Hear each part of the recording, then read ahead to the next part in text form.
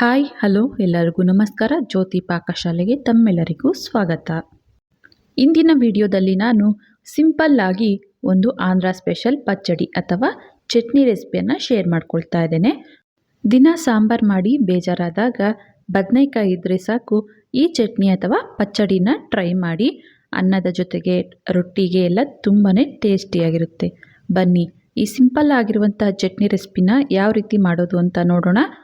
ಅದಕ್ಕಿಂತ ಮುಂಚೆ ಹೊಸದಾಗಿ ನಮ್ಮ ಕುಕಿಂಗ್ ವೀಡಿಯೋಸ್ನ ನೋಡ್ತಿದ್ದಲ್ಲಿ ಪ್ಲೀಸ್ ಸಬ್ಸ್ಕ್ರೈಬ್ ಮಾಡ್ಕೊಳ್ಳಿ. ಈ ರೆಸಿಪಿ ಇಷ್ಟ ಆದಲ್ಲಿ ಒಂದು ಲೈಕ್ ಮಾಡಿ.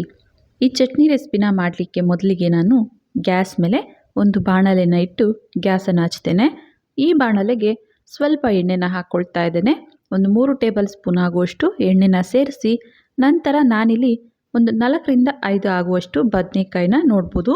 ಈ ರೀತಿ ಅರ್ಧಕ್ಕೆ ಕಟ್ ಮಾಡಿ ತೊಟ್ಟನ್ನು ಕಟ್ ಮಾಡಿ ಬಾಣಲೆಗೆ ಎಣ್ಣೆಗೆ ಹಾಕ್ಕೊಳ್ತಾ ಇದ್ದೇನೆ. ನಾನಿಲ್ಲಿ 5 ಬದನೆಕಾಯಿನ ತೆಗೆದುಕೊಂಡಿದ್ದೇನೆ.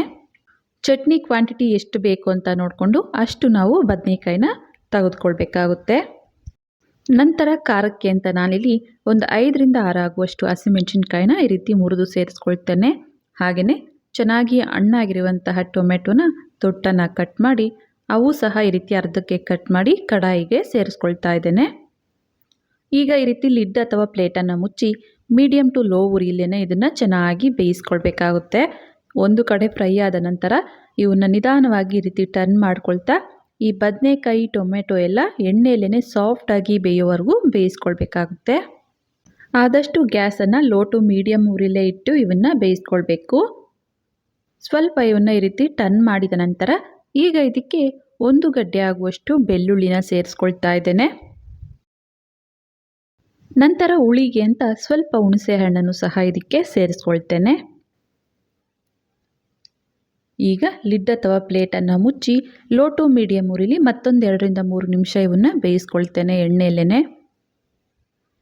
ನೋಡಿ, ಆಗಾಗ ಇದನ್ನು ಈ ರೀತಿ ಮಿಕ್ಸ್ ಮಾಡ್ತಾ ಈ ಟೊಮೆಟೊ ಬದನೆಕಾಯಿ ಸಾಫ್ಟಾಗಿ ಎಣ್ಣೆಯಲ್ಲೇ ಬೇಯೋವರೆಗೂ ಬೇಯಿಸ್ಕೊಳ್ಬೇಕಾಗುತ್ತೆ. ನೋಡಿ, ಈ ರೀತಿ ಸಾಫ್ಟಾಗಿ ಬೇಯಬೇಕು. ಈಗ ಇವು ಬೆಂದಿದ್ದಾವೆ. ಗ್ಯಾಸನ್ನು ಆಫ್ ಮಾಡಿ ಇದನ್ನು ಫುಲ್ ತಣ್ಣಗಾಗಲಿಕ್ಕೆ ಬಿಡ್ತೇನೆ. ಈ ಟೊಮೆಟೊ ಬದನೆಕಾಯಿ ಮಿಶ್ರಣ ಫುಲ್ ತಣ್ಣಗಾದ ನಂತರ ಟೊಮೆಟೊ ಸಿಪ್ಪೆನ ನಾವು ಈಗ ಸಪ್ರೇಟಾಗಿ ಈ ರೀತಿಯಾಗಿ ತೆಗೆದುಕೊಳ್ಬೇಕಾಗುತ್ತೆ. ಸಾಫ್ಟಾಗಿ ಬೆಂದಿರೋದ್ರಿಂದ ಈಸಿಯಾಗಿ ಈ ಟೊಮೆಟೊ ಸಿಪ್ಪೆ ಸಪ್ರೇಟ್ ಆಗುತ್ತೆ. ದಿನ ಸಾಂಬಾರು ಮಾಡ್ಕೊಳ್ತಾ ಇರ್ತೇವೆ. ಬದನೆಕಾಯಿ ಇದ್ದಾಗ ಈ ರೀತಿ ಚಟ್ನಿನ ಒಮ್ಮೆ ಟ್ರೈ ಮಾಡಿ, ತುಂಬಾ ಟೇಸ್ಟಿಯಾಗಿರುತ್ತೆ. ನೋಡಿ, ಟೊಮೆಟೊ ಸಿಪ್ಪೆನ ಈ ರೀತಿ ತೆಗೆದಿದ್ದಾಯಿತು. ನಂತರ ಇವೆಲ್ಲವನ್ನು ಮಸ್ಯಕೋಲು ಅಥವಾ ಈ ರೀತಿ ಆಲೂ ಮ್ಯಾಶ್ನಿಂದ ಮ್ಯಾಶ್ ಮಾಡ್ಕೊಳ್ಬೇಕಾಗುತ್ತೆ. ಈ ರೀತಿ ಫುಲ್ ಸಾಫ್ಟಾಗಿ ಇದನ್ನು ಸ್ಮ್ಯಾಶ್ ಮಾಡ್ದೇ ಸ್ವಲ್ಪ ಅಲ್ಲಲ್ಲಿ ಬಾಯಿಗೆ ಬದನೆಕಾಯಿ ಟೊಮೆಟೊ ಸಿಗೋ ರೀತಿ ನಾವು ಮ್ಯಾಶ್ ಮಾಡ್ಕೊಳ್ಬೇಕಾಗುತ್ತೆ. ನೋಡಿ, ಇವೆಲ್ಲವನ್ನು ಈ ರೀತಿ ಮ್ಯಾಶ್ ಮಾಡಿದ್ದಾಯಿತು. ಈಗ ಒಗ್ಗರಣೆನ ಮಾಡ್ಕೊಳ್ಳೋಕ್ಕೆ ಅಂತ ಗ್ಯಾಸ್ ಮೇಲೆ ಬಾಣಲೆನ ಇಟ್ಟು ಗ್ಯಾಸನ್ನು ಹಚ್ತೇನೆ.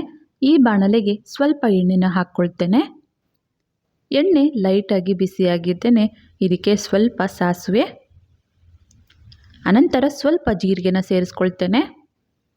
ಸಾಸಿವೆ ಜೀರಿಗೆ ಚಿಟಪಟ ಅಂದ ನಂತರ ಇದಕ್ಕೆ ಸ್ವಲ್ಪ ಕರಿಬೇವು, ಹಾಗೆಯೇ ಇದಕ್ಕೆ ಒಂದು 1/4 ಟೀ ಸ್ಪೂನ್ ಆಗುವಷ್ಟು ಅರಿಶಿನ, ಹಾಗೆಯೇ ಒಂದು ಅರ್ಧ ಟೀ ಸ್ಪೂನ್ ಆಗುವಷ್ಟು ಇದಕ್ಕೆ ಅಚ್ಚಕಾರದ ಪುಡಿ, ಅರ್ಧ ಟೀ ಸ್ಪೂನ್ ಆಗುವಷ್ಟು ಧನಿಯಾ ಪುಡಿ, ಆನಂತರ ಇದಕ್ಕೆ ಒಂದು ಚಿಟಿಕೆ ಆಗುವಷ್ಟು ಇಂಗು ಪುಡಿನೂ ಸಹ ಸೇರಿಸ್ಕೊಳ್ತೇನೆ. ಗ್ಯಾಸನ್ನು ಲೋ ಫ್ಲೇಮಲ್ಲಿಟ್ಟು ಇವೆಲ್ಲವನ್ನು ಸೇರಿಸಿ ಕೊನೆಯದಾಗಿ ಇದಕ್ಕೆ ಸಣ್ಣದಾಗಿ ಕಟ್ ಮಾಡಿರುವಂತಹ ಕೊತ್ತಂಬರಿ ಸೊಪ್ಪನ್ನು ಸೇರಿಸಿ ಸ್ವಲ್ಪ ಎಣ್ಣೆಯಲ್ಲಿ ಇವನ್ನು ಫ್ರೈ ಮಾಡಿಕೊಳ್ಬೇಕು.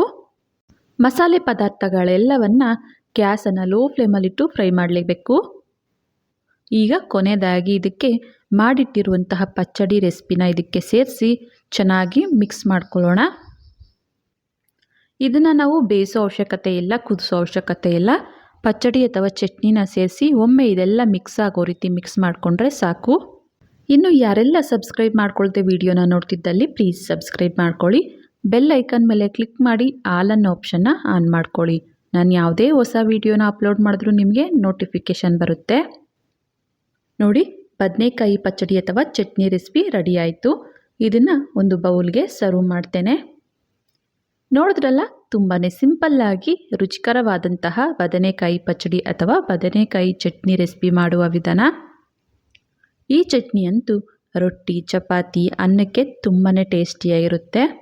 ಹುಷಾರಿಲ್ಲದೆ ಬಾಯಿ ಕೆಟ್ಟಾಗ ಅಥವಾ ಈ ಚಳಿ ಟೈಮಲ್ಲಿ ಈ ರೀತಿ ಚಟ್ನಿ ರೆಸಿಪಿನ ಮಾಡಿಕೊಟ್ರೆ ಹೊಟ್ಟೆ ತುಂಬ ಊಟ ಮಾಡ್ತಾರೆ.